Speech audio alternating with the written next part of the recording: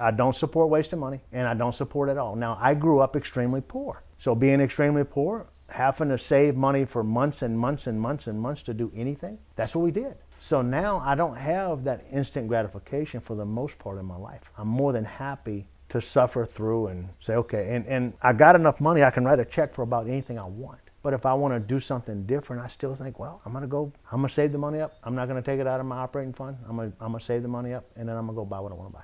So for a millennial or somebody young, Generation Z or whatever they got there, goals.